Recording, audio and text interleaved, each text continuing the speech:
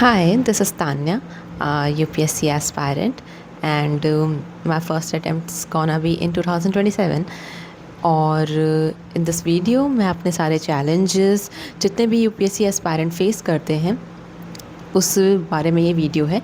तो अगर आप इसे रिलेट करते हैं तो इसे लास्ट तक ज़रूर देखिएगा, and if you don't not relate to it you can quit the movement right away जब भी आपको ऐसा लगे कि आप रिलेट नहीं कर पा रहे हैं। एंड ठीक है, शुरुआत करते हैं। So I thought to become an I officer in class 11th itself, और वहाँ से मैंने प्रिपरेशन स्टार्ट की थी अपनी। मैंने एन ख़त्म कर दी थी क्लास 11th में ही, 6 से लेके 12 तक की। फिर 12th था तो बोर्ड्स पे ध्यान देना था, तो 12th में मैंने यूपीएससी के रिगार्डिंग कोई पढ़ाई नहीं की थी। और फिर मेरे ग्रेजुएशन शुरू हो गया था, तो ग्रेजुएशन का फ़र्स्ट ईयर बहुत ही लाइटली लिया था।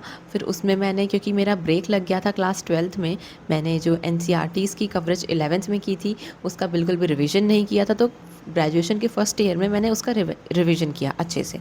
ग्रेजुएशन का सेकेंड ईयर जब स्टार्ट हुआ, सो मैंने स्टैंडर्ड बुक्स को पढ़ना शुरू किया। बट स्टैंडर्ड बुक्स को जब भी मैं पढ़ना स्टार्ट करती तो मुझे उसकी लैंग्वेज बहुत टफ लगती। Sorry for the interruption, parcel आ गया था। मैं इसे अनबॉक्स करके दिखाऊंगी वीडियो के लास्ट में, ठीक है। तो मैंने बताया था कि हाँ, स्टैंडर्ड बुक्स की लैंग्वेज बहुत कॉम्प्लिकेट हो गई थी, सो मुझे समझ में नहीं आया था। एंड ये बात मैंने अपनी मम्मा से शेयर की, तो मम्मा सेड कि आप पीडब्ल्यू का सब्सक्रिप्शन ले लो।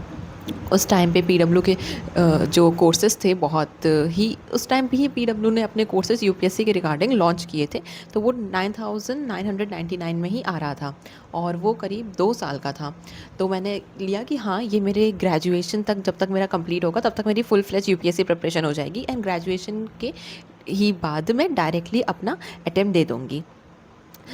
Everything was going well, but उस टाइम पे इतना दिमाग नहीं था कि मैं ये सोच रही थी कि I learn everything, single single topic, single single facts. UPSC में कंसेप्चुअल क्लैरिटी होना बहुत इंपॉर्टेंट है। फैक्चुअल नॉलेज डेफिनेटली इंपॉर्टेंट है, बट फैक्चुअल नॉलेज की एक लिमिट है। आपको वहीं तक जो फैक्ट्स हैं वो मेमोराइज़ करने हैं, कंसेप्चुअल क्लैरिटी आप मेमोराइज़ नहीं कर सकते। And the biggest mistake I have done in that 2 years तो यही थी, ठीक है। फिर 2 साल कंप्लीट हो गए थे, मैंने काफ़ी सारी चीज़ें लर्न भी कर ली थी, बट वही है कि थोड़े दिन बाद वो जो है वो आप भूल जाते हो, और वही मेरे साथ हो रहा था कि मैं भूल जा रही थी चीज़ें। 1 से 2 दिन नहीं, 1 से 2 महीने बाद अगर मैंने आज एक सब्जेक्ट कवर किया है तो मैं भूल जाती थी। तो इसके लिए फिर ये मुझे 1 साल बाद ये चीज़ समझ आ गई थी। तो फिर मैंने क्या किया, जितने भी कोर्स कंप्लीट हो गया था 1 साल में ही, तो फिर मैंने पुराने लेक्चर्स जो कंप्लीट हो गए थे, मैंने फिर से उनको लगाए, मैंने चीज़ें समझने की कोशिश की। और उस टाइम तक ये भी बोलेंगे कि माइंड थोड़ा डेवलप हो गया था। ग्रेजुएशन के 3rd ईयर में मैं आ गई थी, तो मुझे चीज़ें समझ में आने लगी थी। फिर वहाँ से मैंने नोट्स मेकिंग अपनी स्टार्ट की, एंड यस, इस पॉइंट ऑफ टाइम पे मेरी जो यूपीएससी की प्रिपरेशन है वो अच्छी खासी कवर हो गई है। रिवीजन पे ही मैं ज़्यादा फोकस करती हूँ अब, और फैक्चुअल नॉलेज, फैक्ट्स मेमोराइज़ करने में मुझे बहुत प्रॉब्लम होती है। तो निमोनिक्स का आप यूज़ कर सकते हैं। टीचर्स भी यही सजेस्ट करते हैं कि अगर आपको फैक्ट्स मेमोराइज़ करने में काफ़ी प्रॉब्लम होती है तो आप भी निमोनिक्स की हेल्प ले सकते हैं, या फिर आप कोई भी ट्रिक जिससे आपके लिए ईज़ हो जाए चीज़ें याद करना, वो आप यूज़ कर सकते हैं इस प्रिपरेशन में।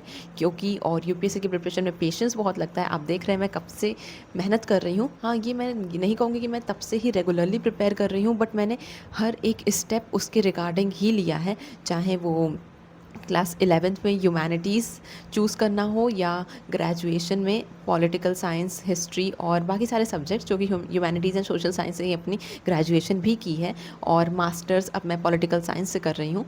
तो मैंने हर स्टेप यूपीएससी के फेवर में ही चूज़ किया है।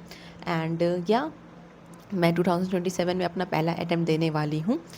So let's hope for the best. ठीक है, अब मैं आपको पार्सल दिखाती हूँ अपना।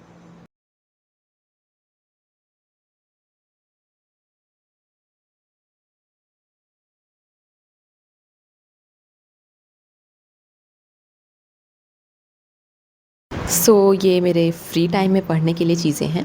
और मैंने सोचा है कि मैं सोशल मीडिया का यूज़ नहीं करूँगी, जितना कम हो सकता है उतना करूँगी एंड मैं रीडिंग पे ही फ़ोकस करूँगी। अब रीडिंग में क्या जो मुझे एंटरटेनिंग लगे, तो मुझे सैड चीज़ें बहुत पसंद है, सैड मूवीज़ हो, सैड गाने हों, तो इसलिए मैंने ये सारे नॉवेल्स या बुक जो भी हैं वो मैंने ऑर्डर किए थे। Bye, thanks for watching.